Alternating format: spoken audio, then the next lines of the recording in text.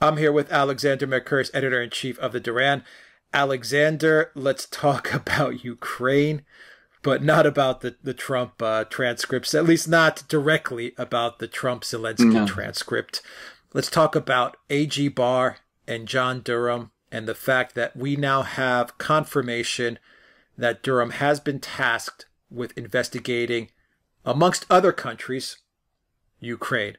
And the other countries, I think it's safe to say the other countries are probably the UK, definitely the UK, probably Italy, most likely Australia, and we have confirmation that Ukraine is one of those countries. So Alexander, what's going on here? Why is Durham taking a look at Ukraine and these other countries in relation to Russiagate? Yes, indeed. And can I just repeat a point we've made on our other videos? I mean, what this whole complaint that we hear, what Ukrainegate is all about, is a conversation between Donald Trump and Zelensky, in which Donald Trump was asking Zelensky of Ukraine for Ukraine's cooperation with the Department of Justice investigation that John Durham is heading.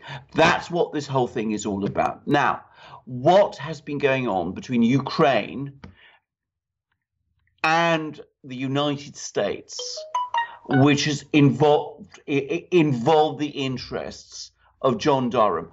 John Durham is specifically looking at the origins of Russiagate. He is concerned about the investigating those people who are called the investigators, but also investigating how this whole extraordinary hoax, the Russiagate hoax, took off. Everybody who has followed the Russiagate story closely, and my God, Alex, no one has followed it as closely as we have done, all the twists and turns of that extraordinary saga, would have overlooked the fact that there were Ukrainian fingerprints everywhere.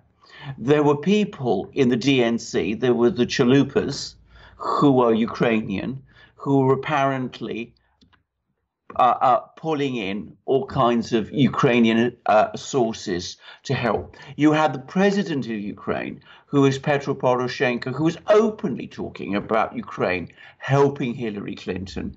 We also have a long history of connections between the Democrats, the Democratic Party, which, let us remember, was the incumbent governing party at the time of the 2016 election. Barack Obama was the president, Joe Biden was the vice president. They have a long back history of involvement in Ukraine and in engineering the creation of the Ukrainian government that until a few months ago was empowering Ukraine and was assisting with all of these activities. And we know, or rather we have good reason to believe, that it was these people in the United States who were encouraging the Ukrainians to come up with this so-called black book of allegations against Donald Trump's campaign manager, Paul Manafort, who had worked in Ukraine before the 2014 coup, not, as is repeatedly said, on behalf of Russia and a pro-Russian party, but on behalf of the United States, challenging Russia and trying to push Russia out of Ukraine and trying to get Ukraine to join into an association agreement with the European Union. But a black book was supposedly created alleging bribes that had been supposedly paid to Paul Manafort. That was produced during the 2016 election in order to discredit Manafort. It caused Manafort to resign. It was brought up in the criminal case, which was brought against Manafort.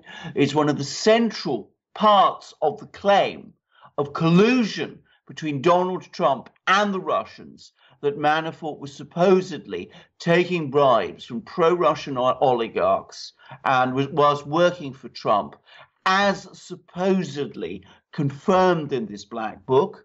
And it's now, I think, widely acknowledged that this black book, which was provided by the Ukrainian authorities is itself a fabrication. It is a concoction and it is unreliable. So there are lots of things for John Durham to look at. Now, there are maybe more things that we don't know the whole story about. There is this conversation, we've seen from this conversation between Donald Trump and Zelensky that there's discussions about CrowdStrike. CrowdStrike was the company that investigated the alleged Russian hacks into the DNC computers. And Donald Trump also refers to a private server which apparently is being looked into a server that is being looked into and which the Ukrainians have. And again, there seems to be some suggestions now that this was not Hillary Clinton's server, personal server, that as we thought it might be, but that this is somehow connected to the DNC computers and the servers that the FBI never looked at after CrowdStrike produced its report. So there is lots for Durham to look into in Ukraine. In fact, I'm going to make a guess.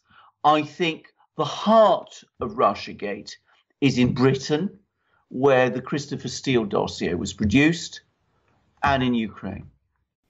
Yeah, I would agree with that assessment. There's no doubt that those two countries played a key role in Russiagate. I wouldn't be surprised, Alexander, if it was the SBU, the Ukraine intelligence agencies, that were feeding Christopher Steele a lot of the information that he put in his dossier, not Russians. Ukrainians. That would not surprise me at all. Once again, this is just, an assumption that I'm making, an educated guess. But it would not surprise me if Christopher Steele's sources were actually Ukraine sources and not Russian sources. Right. Well, you have made what I think is an extremely well-educated and very well-informed guess, because a lot of other people I know think so too. I would point out that Christopher Steele has a history of making reports that are Ukrainian sourced. He provided the Western intelligence agencies with a great deal of information or alleged information about Russian involvement in eastern Ukraine, which was clearly based on Ukrainian sources. And he also provided the West with information about supposed Russian bribes to get the Sochi Olympics, which turned out to be completely untrue, by the way. And that also seems to have been based, to some extent at least, on Ukrainian sources. I don't know for a fact what Christopher Steele's sources were, but lots of people think they were, a lot of them were Ukrainian. And by the way, lots of people think that a lot of the other information that we've been seen feeding into the West, obviously about MH17, that I don't think there's any question about that, but also even about things like the Skripals, the alleged attack on the Skripals, that too came from Ukraine also. So, who knows? Mm-hmm. Yeah, who knows? Okay, so let me read you the statement from the Justice Department spokeswoman, Carrie Kupich, where she pretty much outlines that Durham is taking a look at Ukraine. And I quote, "A Department of Justice team led by U.S. Attorney John Durham is separately exploring the extent to which a number of countries, including Ukraine, played a role in the counterintelligence investigation directed at the Trump campaign during the 2016 election." That's the official statement. I note the words, Alexander, a number of countries played a role in the counterintelligence investigation. Interesting words. Well, a CIA investigation, an FBI investigation into Trump. Yeah. I mean, what is being referred to there is Operation Crossfire Hurricane, which was launched by the FBI, which is the United States counterintelligence agency, in July 2016. We don't, by the way, still know the exact date. It's been alleged it was the 31st of July 2016, but there are now reasons to doubt that. There are reasons to think it was actually launched in some manner earlier, perhaps quite a bit earlier. But we know that several countries were involved. We can guess which countries. You mentioned Britain. Obviously, Christopher Steele was British and he put the dossier together. You mentioned Australia. Definitely, we know Australia was also involved. Alexander Downer. Alexander Downer, exactly, the High Commissioner who met the Trump aide, Papadopoulos, in London and seems to have tried to implicate him. We know that Italy was involved because some of the key meetings seem to have taken place there. Meetings between Christopher Steele and the FBI took place in Rome. That's never been explained why they took place in Rome. And of course, we also know that Joseph Mifsud, this mysterious professor who had dealings with Papadopoulos, the person, as I said, the Downer tried to implicate, he also was based for a long time in Rome and is believed, by the way, to be hiding there. There's also persistent rumors that a Baltic state, one of the 3 Baltic states, was also involved. But I come back to this. I think what we will find at the end of the day is that the 2 most important countries were Britain and Ukraine. Ukraine, I think, played a key role because Ukraine is so close to Russia that it is easier for the Ukrainians to produce information which they can pass off as Russian. And that's, I think, where a lot of the confusion has gone. I mean, a lot of people, for example, think that because Manafort had connections with some Ukrainian oligarchs, that means that these people are actually Russian oligarchs. People are always muddled about this sort of thing. In fact, as I said, it's Ukrainians who seem to have been much more heavily involved creating Russiagate than the Russians. The Russians seem, frankly, to have been barely involved at all. All right, Alexander Mercouris, Editor-in-Chief of the Duran, thank you very much. Guys, if you like this video, click on the subscribe button down below. Click on the notifications bell to make sure you get notifications every time we push out a new video. And remember, you can get a copy of this video in audio format. Visit us on iTunes and Soundcloud. The links for those platforms are in the description box down below as well. And please donate to the Duran, PayPal, Patreon, and Subscribe Star. Your donation helps keep this channel moving, helps keep this channel growing, and we appreciate all the donations.